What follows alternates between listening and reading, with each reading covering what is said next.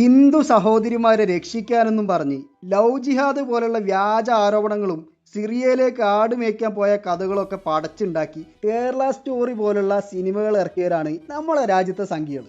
അവര് പടച്ചു വിട്ട കെട്ടുകഥകളെക്കാളൊക്കെ എത്രയോ ഭീകരമായ അവസ്ഥയിലുള്ള യാഥാർത്ഥ്യങ്ങൾ നമ്മുടെ രാജ്യത്ത് നമ്മുടെ കണ്ണിന്റെ മുന്നിൽ തന്നെ ഉണ്ട്. ബേട്ടി ബച്ചാവോ, ബേട്ടി പഠാവോ എന്നൊക്കെ ആഹ്വാനം ചെയ്യുന്ന പ്രധാന നേതാവിന്റെ അണികൾ ഈ കാലം വരെ ഒന്ന് തിരിഞ്ഞു പോലും നോക്കാത്ത അനവധി ഇടങ്ങളിൽ ഒന്ന് മാത്രമാണ് പ്രധാനമന്ത്രി നരേന്ദ്രമോദിയുടെ ഔദ്യോഗിക വസതി സ്ഥിതി ചെയ്യുന്ന കല്യാൺ മാർഗിൽ നിന്ന് വെറും 10 കിലോമീറ്ററിൽ താഴെ ദൂരവും ഇന്ത്യൻ പാർലമെന്റിൽ നിന്ന് 4.8 കിലോമീറ്റർ ദൂരം മാത്രമുള്ള GB റോഡ്. ചതിപ്പെട്ടും കിഡ്നാപ്പ് ചെയ്തും ഒക്കെ എത്തിച്ചേർന്ന എണ്ണിയാലൊടുങ്ങാത്ത ഹിന്ദു സ്ത്രീകളുടെയും പെൺകുട്ടികളുടെയും ഒക്കെ തേങ്ങലുകൾ പഴക്കം ചെന്ന കെട്ടിടങ്ങളെ അകത്തളങ്ങളിലുള്ള ഓരോ ഇരുട്ടുമുറിന്റെ ഉള്ളിലും അടിച്ചമർത്തപ്പെട്ട് കിടക്കുന്നുണ്ടെന്ന് വഴി കൂടെ പോകുന്ന ആൾക്കാരെ മാടി വിളിക്കണ പെൺരൂപത്തിലുള്ള പേക്കോലങ്ങളിൽ നമുക്ക് അവിടെ കാണാൻ പറ്റും. ഇതിലൊക്കെ ഭൂരിഭാഗവും ഹൈന്ദവ മതത്തിൽപ്പെട്ട സ്ത്രീകളാണെന്നുള്ളത് നിഷേധിക്കാൻ പറ്റാത്ത യാഥാർത്ഥ്യമാണ് സംഖ്യകളെ. അകപ്പെട്ട് കഴിഞ്ഞാൽ പിന്നെ ഒരിക്കലും രക്ഷപ്പെടാനാവാത്ത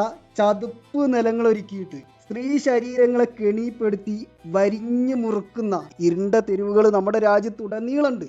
കെട്ടുകഥകൾ പാടിയും പറഞ്ഞു ഇല്ലാക്കഥകൾ സിനിമയാക്കി മുതലക്കണ്ണീരൊഴുക്കുന്ന മിത്രങ്ങൾക്ക് പക്ഷേ ഇത്തരം യാഥാർത്ഥ്യങ്ങൾക്ക് നേരെ കണ്ണടച്ച് ഇരുട്ടാക്കാനാണ് ഇഷ്ടം. പകർച്ചവ്യാധികൾ മുതൽ എയ്ഡ്സ് വരെ രാജ്യത്തിന് സംഭാവന ചെയ്യുന്ന ഇങ്ങനെയുള്ള തെരുവുകൾ നിയന്ത്രിക്കുന്നത് ഉന്നതരടങ്ങുന്ന വലിയ മാഫിയകളാണ്. അതുകൊണ്ട് തന്നെ അവിടെ ഒരു ബേട്ടി ബച്ചാവും നടക്കൂല എന്നുള്ളത് സംഖ്യക്ക് നന്നായിട്ട് അറിയാം. മതത്തിന്റെ പേരിൽ ആളുകളെ തമ്മിലടിപ്പിച്ച് അനാവശ്യമായിട്ടുള്ള കിംവദന്തികൾ പറഞ്ഞിട്ട് അതിനെ വർഗീയവൽക്കരിച്ചിട്ട് അതിന്റെ പേരിൽ ഒരു കലാപം നടത്താൻ വരെ മടിയില്ലാത്ത കലുങ്ക് മുതൽ മോദി വരെയുള്ള മിത്രങ്ങൾക്ക് ഇത്തരം മാംസ വിൽപ്പന കേന്ദ്രങ്ങളിൽ പെട്ടുപോകുന്ന സ്ത്രീകളുടെ മതം തിരിച്ച് ചോര തിളപ്പിക്കാനും ഹൈന്ദവ സഹോദരിമാരെ രക്ഷിക്കാനും യാതൊരു താല്പര്യമില്ലാത്ത വേറൊന്നുകൊണ്ടല്ല. തിരിച്ചടിക്കില്ല എന്ന് ഉറപ്പുള്ള ആൾക്കാർ നെഞ്ഞത്ത് കയറി കൈത്തരിപ്പ് തീർക്കുന്ന പോലെ അത്ര എളുപ്പമുള്ള കാര്യമല്ല ഇവിടൊക്കെ പെട്ടുകിടക്കുന്ന സ്ത്രീകളെ രക്ഷപ്പെടുത്തുക എന്നുള്ളത് അവർക്ക് നന്നായിട്ട് അറിയാം. ഇടപാടുകാരും നടത്തിപ്പുകാരും പ്രധാനമായിട്ടും മിത്രങ്ങളെ നേതാക്കളും ഒക്കെ തന്നെ ആയിരിക്കും എന്നുള്ളത് മറ്റൊരു യാഥാർത്ഥ്യമാണ്. ഏതെങ്കിലും ഒരു പെൺകുട്ടി മാന്യമായിട്ട് ആരെങ്കിലും പ്രണയിക്കുക മറ്റൊരു മതസ്ഥന്റെ കൂടെ ജീവിക്കുകയൊക്കെ ചെയ്യുന്ന സമയത്ത്